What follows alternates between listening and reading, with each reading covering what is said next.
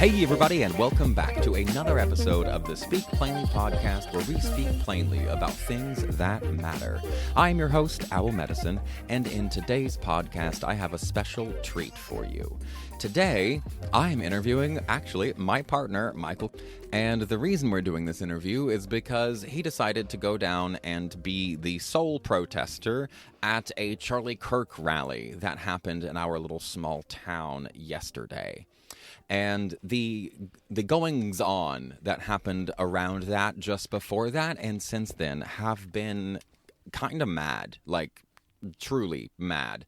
So I wanted to talk to him about his experience, because he had his speaker kicked down the steps, off of the ledge, down the steps, and had somebody else throw his speaker on top of the roof after that dude was like, "Why is your side so violent?" And by the way, the lady who kicked his speaker off of the cliff down to the bottom had an I Love Jesus hat.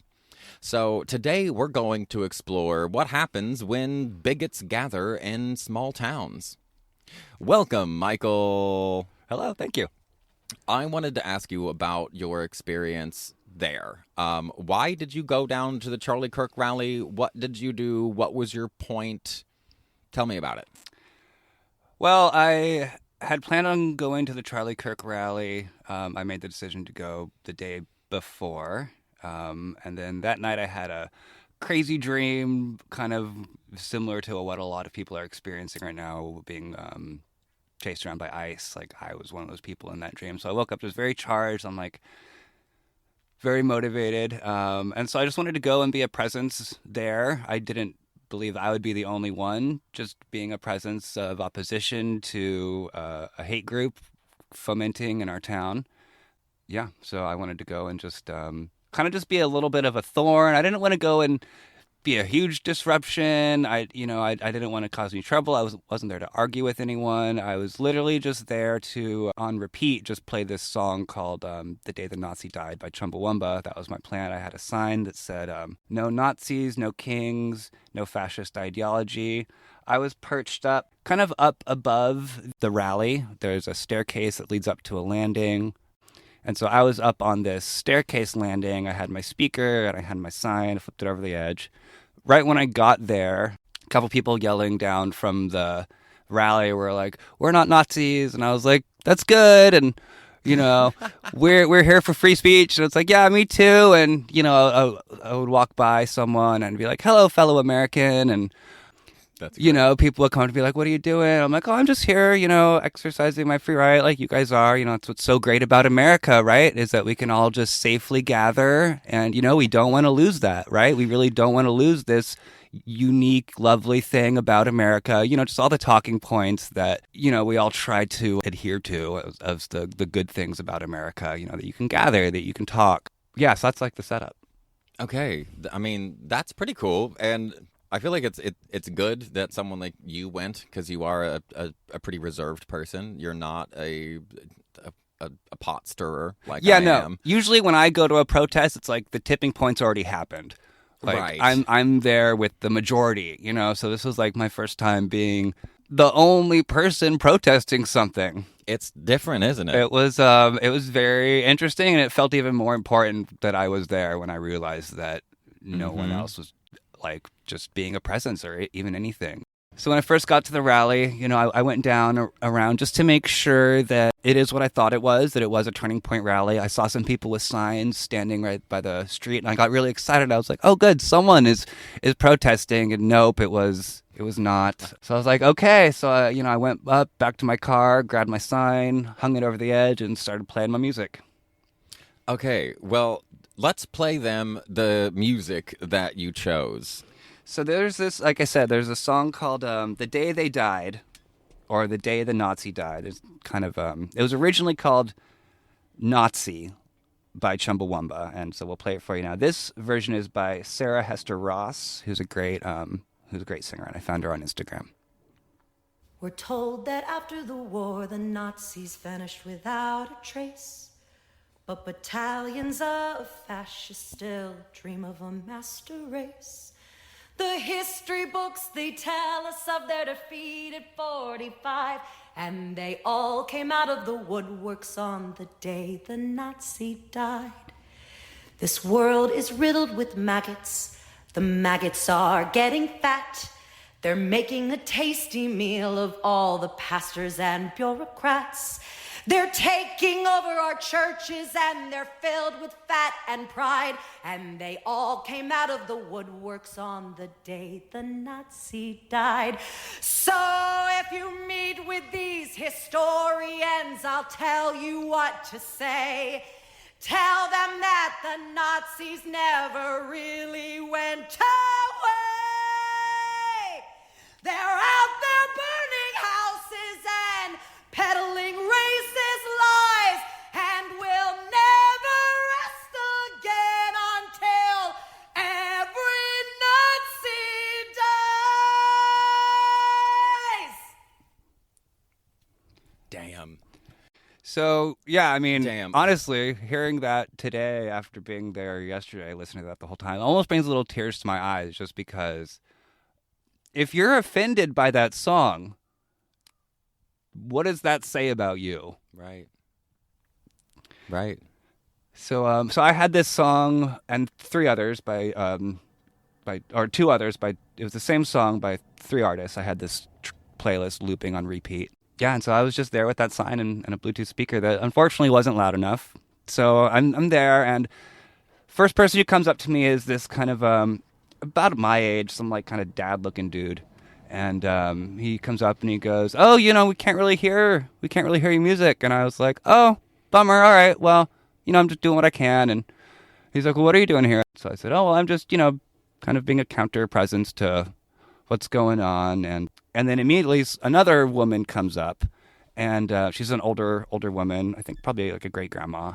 She comes up and she's very friendly. She's like, "I just have to talk to you. I just have to meet you." And so I shake her hand, and she pets my dog, and we're like all chummy. And she just and I just want to tell you about a little bit about myself. I'm basically a Peterson. My great grandmother was Minnie. My great grandmother was Minnie Peterson. And I was like, "Oh, I know Minnie Peterson. That was the High Divide book." So there's this book called High Divide, Minnie Peterson's Olympic Mountain Adventures. Minnie Peterson is this woman who I was talking to's great-grandmother or grandmother. They were the first white settlers of Forks. Right. Which she made sure to tell me. Made sure to tell me about how friendly they were with the Quileute kids and how, welcoming they were to people of other colors and all of that. And, she made sure to tell me that her great-grandfather or grandfather, I can't quite remember, fought in World War II. And I was like, yeah, that's good. And then at a certain later point, she made sure to mention that he was on the side of the Nazis.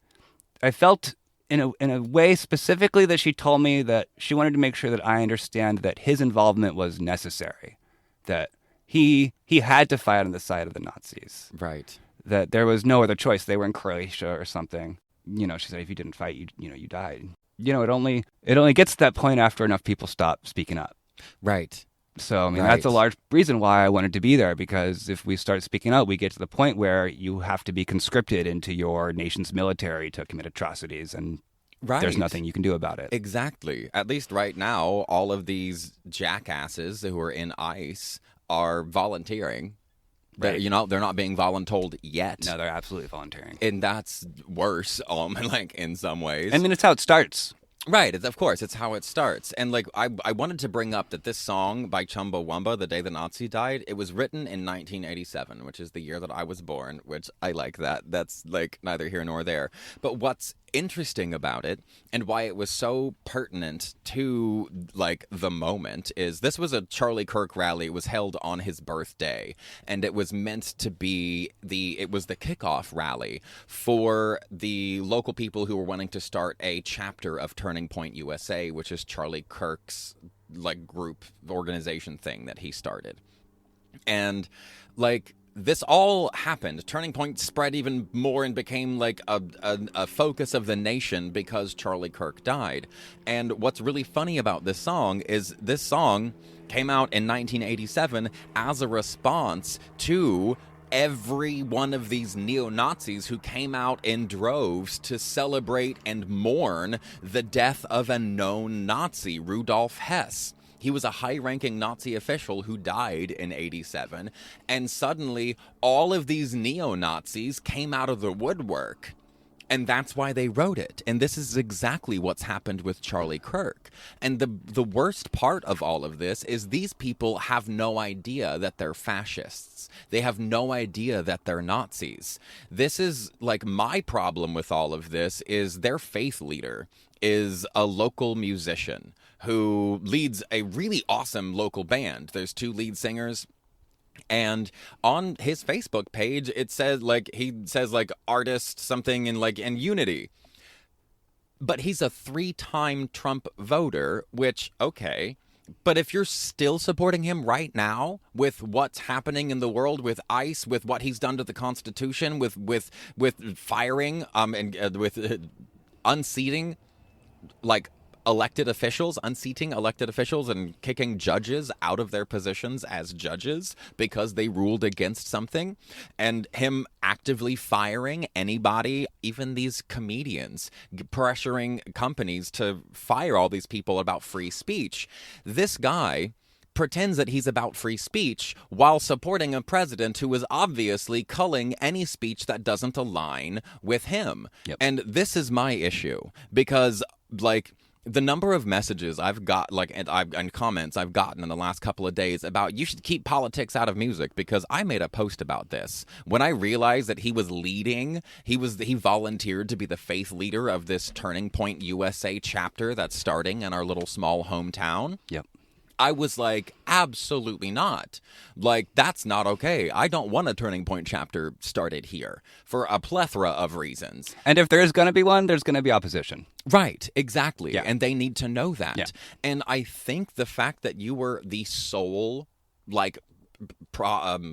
protester there shows that people are afraid. I've gotten so many messages thanking me for calling him out, that people didn't know that he was MAGA, that they didn't know he supported ICE, and they're not going to his shows anymore. Which is marvelous. This is what we want. This is it's what the conservatives are doing all of the time. Every chance that they get when some liberal says something they don't like, they dox them. Yep. 5 days after Charlie Kirk was shot, I got an article saying there were 66,000 liberals who were doxxed, and dozens of them had already lost their jobs and been put on furlough and all kinds of crap just because they laughed at a dead Nazi, the way that I laughed at a dead Nazi. And I got so much venom from all of these what I call sleepy Nazis. It's really dangerous. It's so dangerous. And this is, you've heard me talk on here before about the First Settlers Principle when I talk about American Nations by Colin Woodard and how he, maps out what the different unique cultures of America, North America, are from east to west as it spread over time. And if the first, the principle, the First Settlers Principle is basically that the first people who settle an area with agriculture become the dominant culture. Even when they are no longer the dominant demographic, their culture remains the dominant culture. In this case, a Nazi settled Forks. Like a literal Nazi. That's what I'm inferring. That's what we're putting together from her own her story. Her great-grandfather or grandfather fought on the side of the Nazis in World War II and then settled Forks afterwards. That's wild, bro. Yeah. That's wild, bro. Yeah. Because, we know that the Nazis didn't just disappear. We gave them new jobs in new places. I've got a whole podcast I'm planning on doing about how all of the Nazis went from Germany and got shipped to elsewhere and what they continued to work on after. Argentina and NASA. Those are the 2 biggest ones. Absolutely. And we know this. These are facts. Yep. And this is the problem that I have with conservatives. And I've talked on here before that conservatives, if you we have a ton of data to show they're more homogeneous in their beliefs. That's why they're way better at organizing. They're way better at organizing because they all believe the same way. Yeah. And they all believe the same way because they're just believing what they were told as children. Mm-hmm. That's it. They believe conservative American values through and through, the way that I did. I believed in American conservative values through and through, all the way up till I was 19 and still believed I could pray the gay away, and broke up with my first boyfriend because I wanted to give praying the gay away another try, even though I'd already done fasting and praying, and then a 7-day fast while praying, hoping and believing. I really truly believed that I would be the person to lead the charge for the entire nation, that being gay is a choice and praying the gay away is a possibility. Yeah. But it's not. No. Which is why we have all of this evidence all over the news all the time about it's these homophobes who are, like, secretly gay. Well, it's why the Republican National Convention crashes Grindr wherever they go. Everywhere they go. Yeah. Everywhere they go. And that's why they believe that there is a choice, because they're making a choice. Exactly. Because they have the natural instinct to want to get railed in the butt, but they just choose not to. And so they just don't. And so they believe that it is a choice because they're making a choice. Right. And it's like, yeah, lying is a choice. That's what it boils down to. Lying is a choice. Yeah. So, wow, what a mess. Like, what a freaking mess. I have no interest in having Turning Point USA here. And I'm like, thank you for going there and being that presence. Yeah. Genuinely, from the bottom of my heart. Yeah. I was shocked. I was genuinely shocked when I walked in and, like, saw your sign and was like, who dis? Because I've never seen you, like you said, critical mass. By the time you get involved, it's like, it's critical mass. Mm-hmm. But it hits different, don't it? Yeah. Like when you're sitting there alone and surrounded. Okay, so tell me about.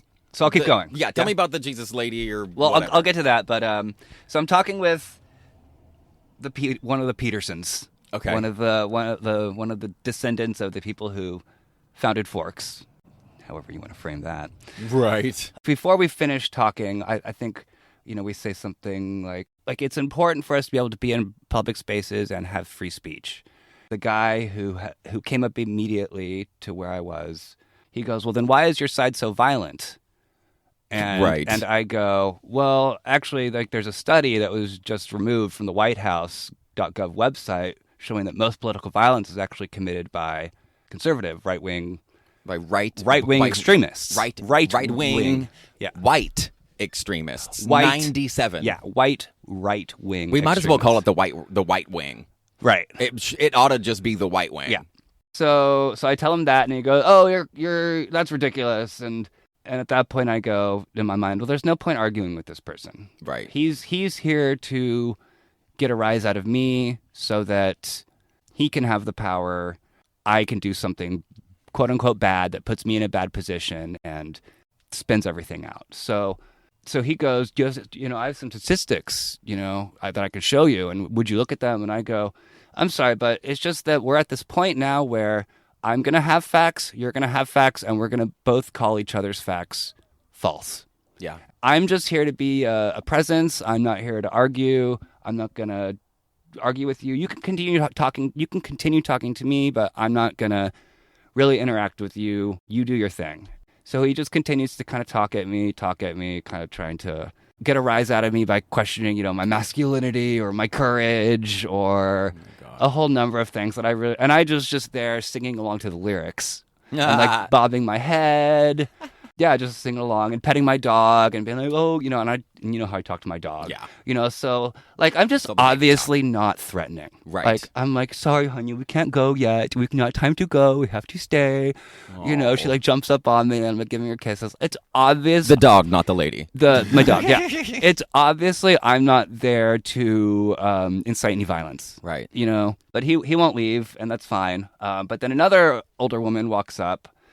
She wants to talk. I'm like, okay, absolutely. She has the dog, and we're talking about dogs, and she's a dog trainer, and we just we just kind of bullshit back and forth. Again, I'm not trying to have I'm going to change your mind kind of conversation. Right. I don't really believe that's possible. Right, not at this point. And I tell her that. She goes, well, what do you think this is about? And Charlie Kirk was racist, bigoted, spreads hate. And she goes, well, I don't know what racism is. What is it? And I basically go, you're an adult. You know what racism is. Right. And she goes, yeah, but I don't know what you mean by racism. And so we kind of go back and forth along that kind of line for a while. I keep trying to like drive it back to small talk, basically. You know, she worked at IBM. She lived in Juneau, Alaska. She worked in the Alaska legislature. IBM is who provided all of the machines for the Nazis to be able to keep track of all of the people they were exterminating. Yeah, I didn't mention that. That's fun. But yeah, so we're just kind of talking back and forth, and eventually like I said, she's a politician.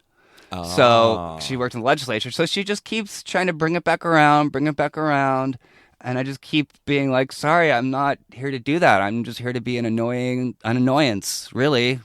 Yeah. I'm just here to play this music and just be here. And let people know that there are people who disagree. Yeah. Exactly. And don't want this here. Exactly. And like we're basically cuddled up next to each other. Like we're shoulder to shoulder, like touching each other, like with our hands, like here and there, being like, oh, that's silly, you know, like really kind of friendly. Yeah. Like it felt good. It was like it's kind of tongue in cheek, me being here, being like, you know, this is about free speech, and I just want everyone to have free speech. Like that was my like protection of being there. Of course. And so for a moment, it felt cool to actually feel true. That like, yes, there's this bullshit going on all around us, but we can talk about old coding practices from when she worked at IBM. And I thought like that was really cool. And just shooting the shit, you know, just in a public space. There's obviously contention going on, but like we can just be here and like we're friendly. Like, well, that sounds like, lovely. There's little pats. And then I must have just evaded her one too many times. Where I can't quite remember. Maybe I got snarky a little bit. I can't quite remember. I know at one point I was like, she was like, I just don't know. Like what's white supremacy or what's racism? And I was like, are you dumb? Like, yeah, right. Like I might have said something like that. Right. Because it just got annoying how stupid she was playing. Right. This is a very educated woman. She worked in the Alaska legislature. Right. She's an educated woman. She knows right. what racism means. Right. And it's that kind of denial, that playing dumb, which is the hallmark of Turning Point USA, and what has destroyed America debate. What has destroyed debate?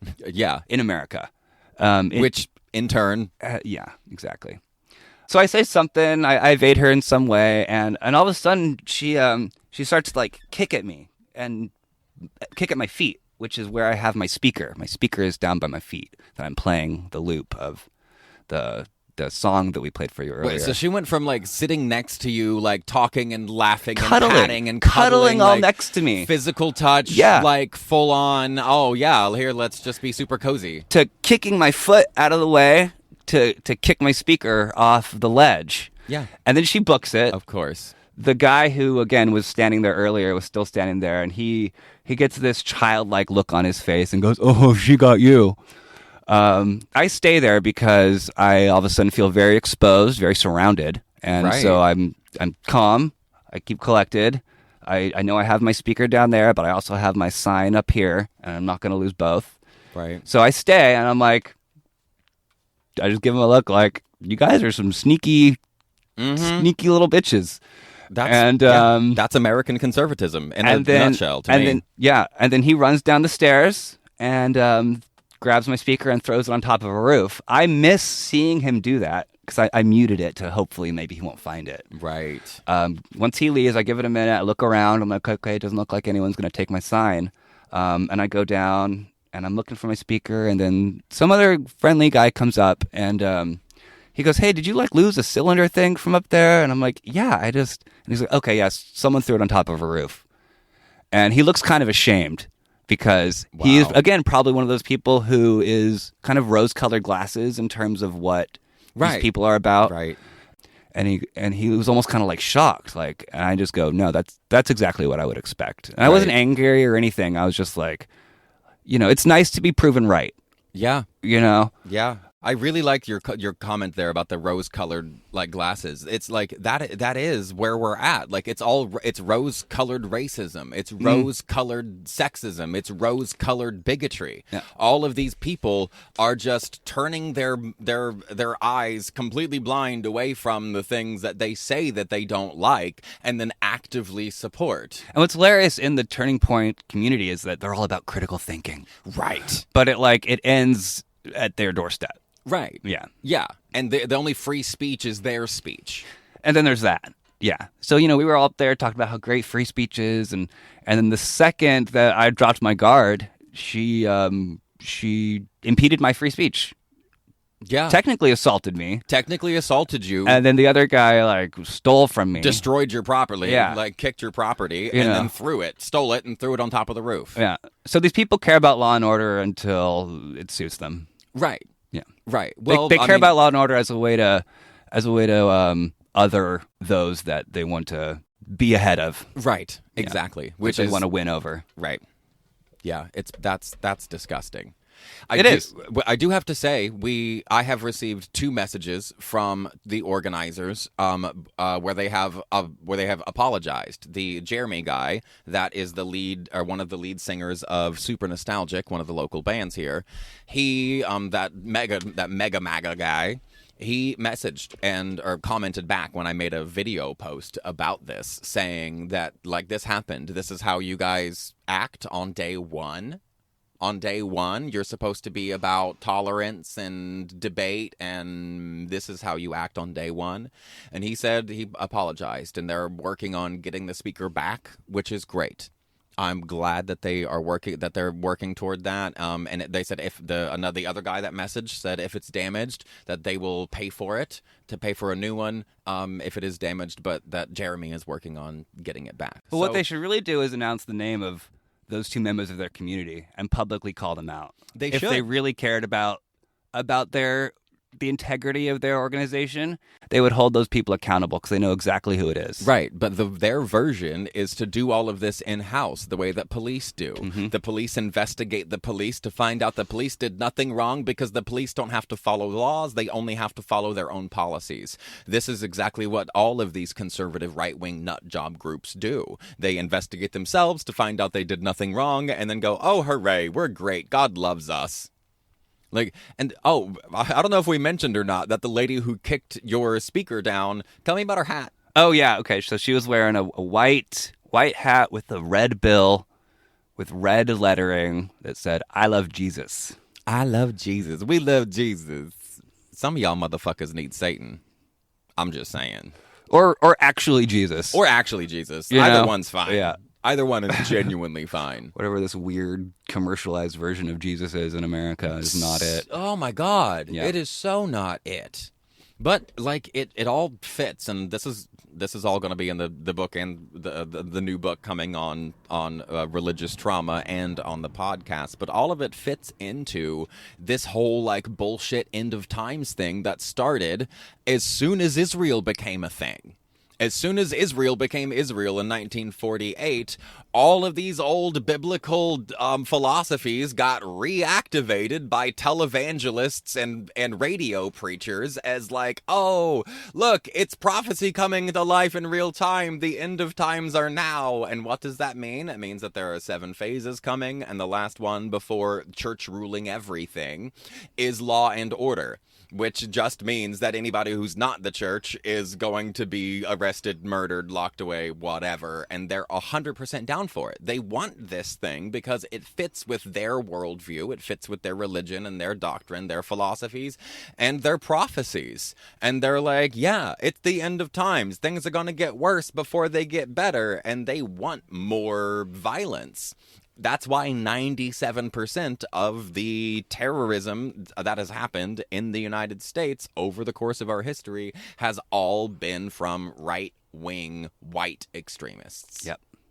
It's mad. So I want to say thank you. Yeah, my pleasure.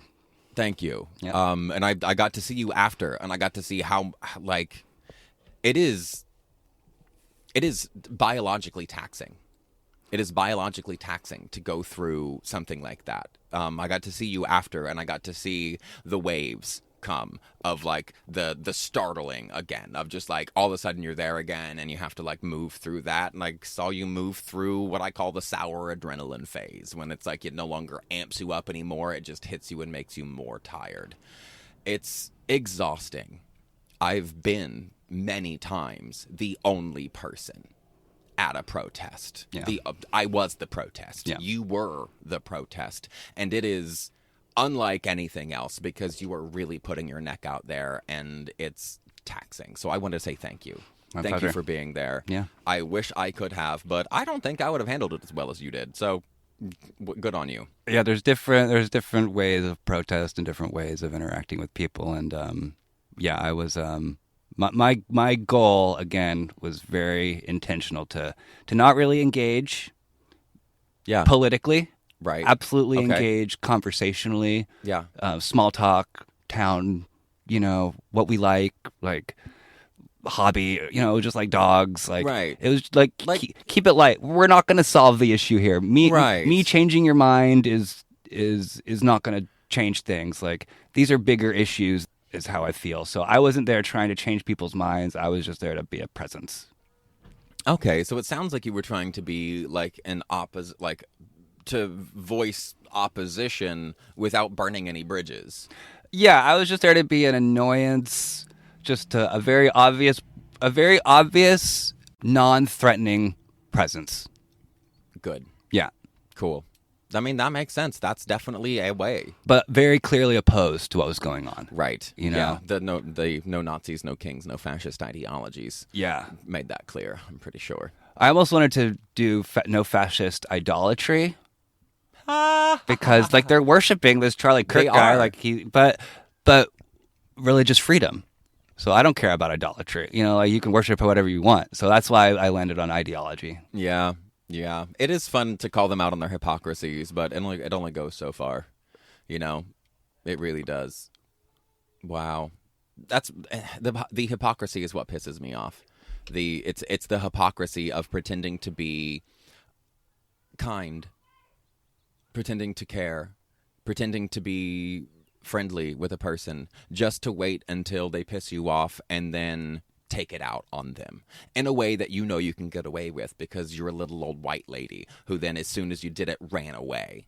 Which I heard that she actually went to Jeremy and told him what happened immediately. See, I was looking for her. She must have taken off her hat or something because I was scanning that crowd for that woman. I bet. Yeah, I thought she just booked it out of there. So I think it's hilarious that she owned up to it. And I want to know who that woman is. And I want to know who that guy is. Yeah, that's pathetic.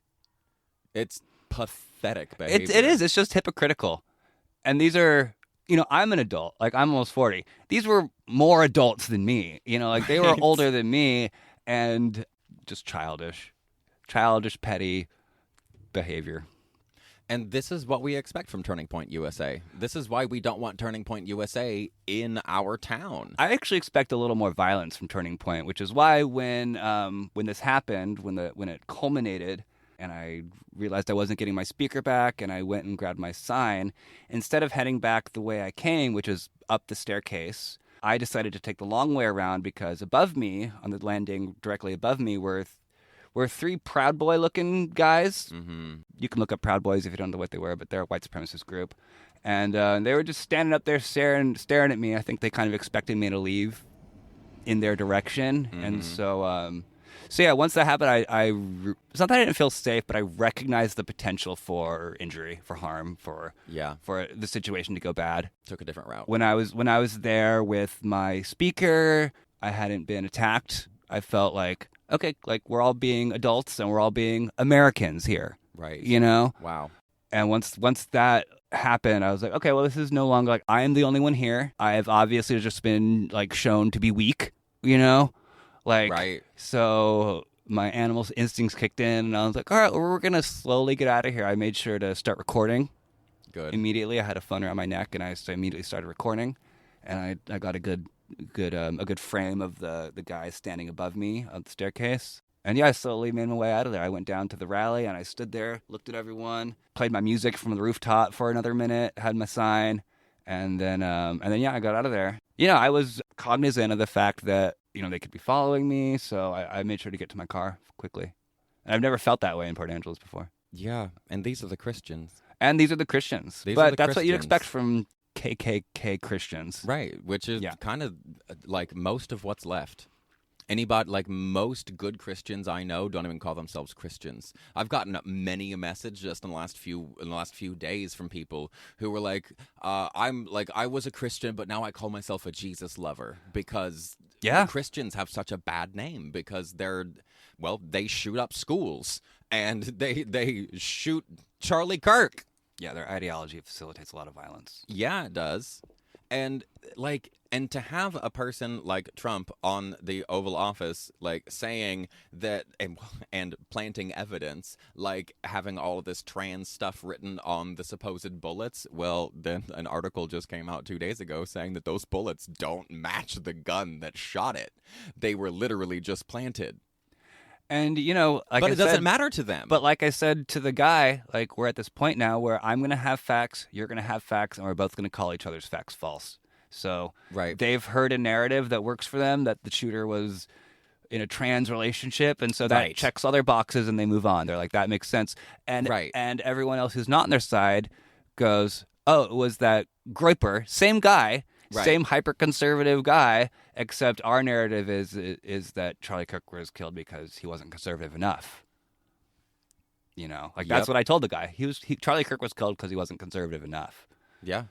So we all have our own alternative facts and our false news now. It's just the state that we're in. It is. And so that's why I wasn't trying to argue with anyone. Good. That's it just goes downhill, and that's what Turning Point. I mean, that is what happened to Turning Point. Literally, it just it just devolves until the somebody leader gets dies. shot in the neck. Yeah, because they're not actually there to debate; they're there to indoctrinate. Right. That's why it was a 30-year-old debating a bunch of 18-year-olds. Right. It has nothing to do with education. If it did have anything to do with education, they would become liberals because we have that science of how homogeneous those conservative right-wing values are. And then when a person who maintains those conservative right-wing values, like I did, moves away from our conservative small towns and are forced into places with diversity of thought, diversity of race, diversity of culture, diversity of skin, these are the exposure to these things make us more liberal because it turns out that the only neurological difference between the primary, not the only, the biggest difference between neurologically in a brain between a self-selected conservative and a self-selected liberal across cultures, regardless of political affiliation, and I'm adding all of these little commas because all of these were actually variables that were accounted for. They all have the conservatives have an immediate judgment on disgust. That's the difference, is when a conservative feels disgust, the thing to know about this is that disgust, there's an area of the brain that handles disgust, and it doesn't differentiate between if you see someone doing something that you think is morally reprehensible or if you were to eat a handful of poo. It doesn't differentiate. The same part of the brain mixes up, or stirs up. So the brain mixes up those signals and goes, something that I view to be morally reprehensible just because it's not my culture and I've never been exposed to it, stimulates the same visceral response that eating literal shit does.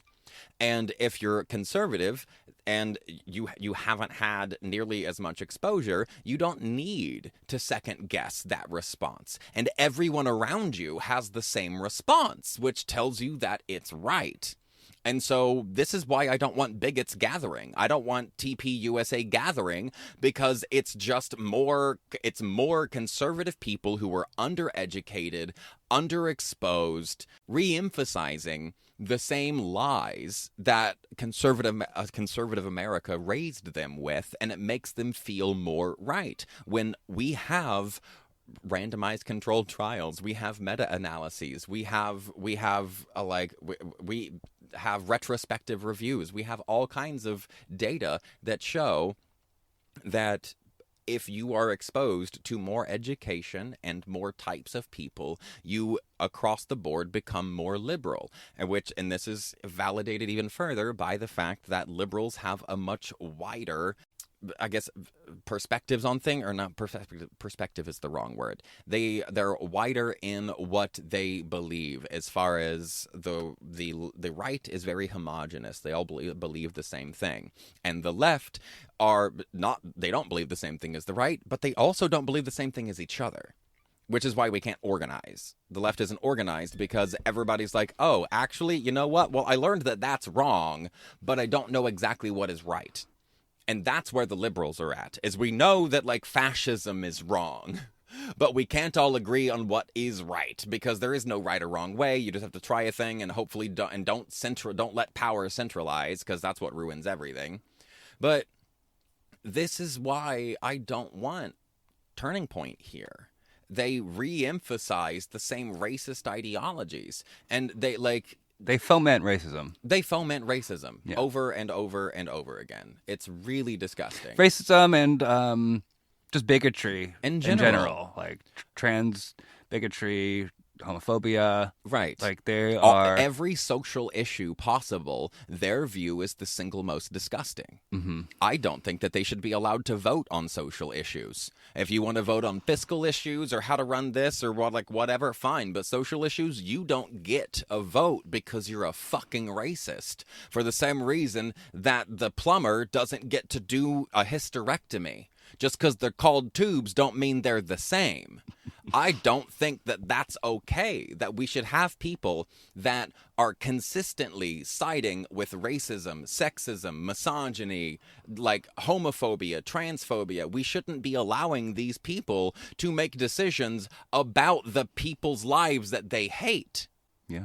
That's insane to me. And yeah, well, I could rant on about this forever, and I won't, because the podcast is a little bit over time. Thank you so much. Yeah, this has been really good. Is there anything else that you want to add? What's your takeaway from all of this? Like, how are you going to interact with this moving forward? Do you know? Because I know this just happened yesterday. I'm planning to be, if they have another public rally, I will be there with a louder speaker. Good. And I will do the same thing I did, but I won't have the naivete of thinking that these people being friendly for me is for any other reason than to try to attack me. Right. That is unfortunately a lesson I learned growing up in church. Yeah, and so that's what I just learned. Like that's just my new experience with these people, is they will be nice to you, but it's just to get close enough to attack you. Yeah. I'm sorry that you experienced that. I'm not. But I'm not. I'm glad that you have the lesson. Yeah.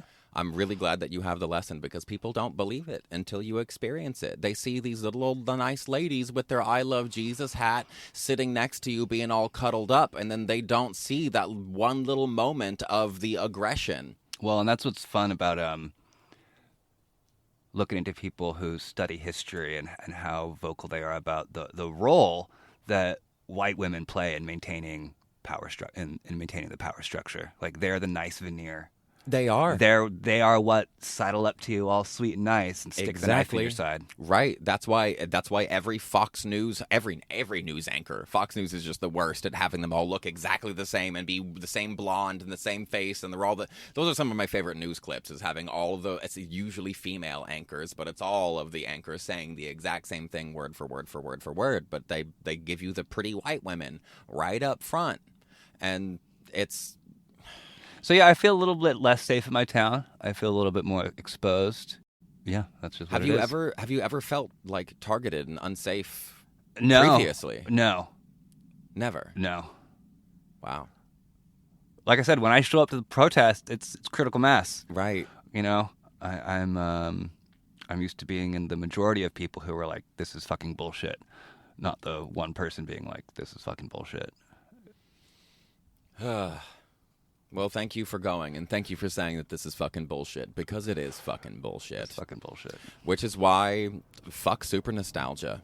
I will never go to one of their shows again because their leader is a proud supporter of Donald Trump and ICE, and he pretends to care about unity and then actively supports ripping children from their families, locking them in cages, and the 2,600 people that were shipped off to the El Salvadorian prison when all of this first began are now just missing.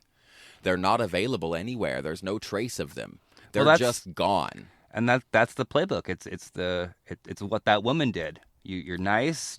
You get people to cuddle up to you, and then if there's a chance for you to get ahead, you attack.